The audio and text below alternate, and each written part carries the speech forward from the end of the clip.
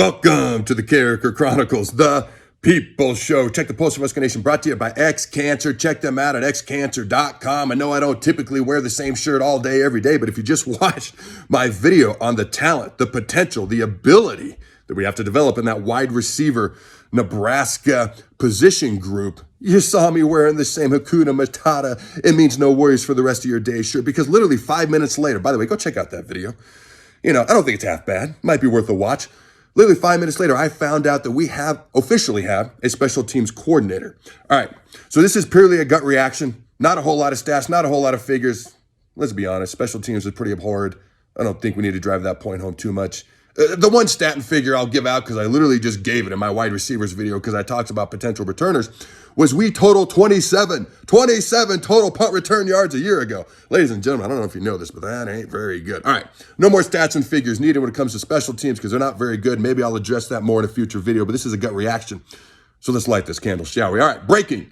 Bill Busch, a longtime Husker assistant who served as a defensive analyst last season, has been promoted to be Nebraska's special teams coordinator in 2022. Bill Busch is from Pender, attended Nebraska Wesleyan, and was a graduate assistant for Tom Osborne in the early 90s. Now he's entering his second stint as a full-time Huskers assistant. This will be Bill Busch's second stint as the Huskers special teams coordinator.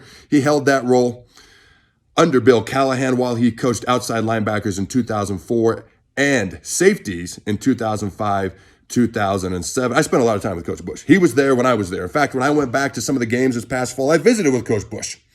Okay, the man has aged very well, I might add. Okay, one other thought. So this is a quote from Scott Frost. Bill's experience and track record as both an outstanding coach and recruiter speaks for itself, end quote. That is Scott Frost. So my thoughts on Bill Busch, and I'm going to talk about Mike Dawson here in a second, Coach Dawson. First of all, great hire. Bill Busch understands Nebraska. He's been here before. He's actually been here multiple times before, as I mentioned, in the 90s under Osborne. He was there during my time with him. He's not only a good coach, he's a great recruiter. You bring in guys like Mickey Joseph. You bring in guys like Bill Busch. You are improving your recruiting repertoire, okay, very, very well. We've also got to develop those players, as I talked about in that wide receivers video that I mentioned before. Again, go check that out. So I think this is a good hire. I think it's a much-needed hire. Now let's talk about Coach Mike Dawson.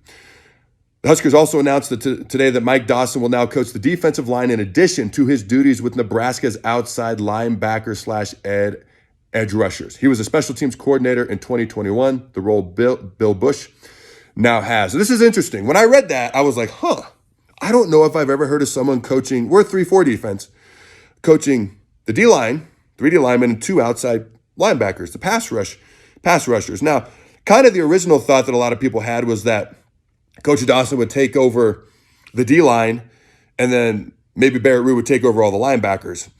I do understand why they do it this way, because there's probably a lot more similarities to the outside linebackers and defensive line play than there is inside linebackers and outside linebackers in a 3-4, simply because the outside linebackers are kind of like edge rushers, similar to what the D-line will do.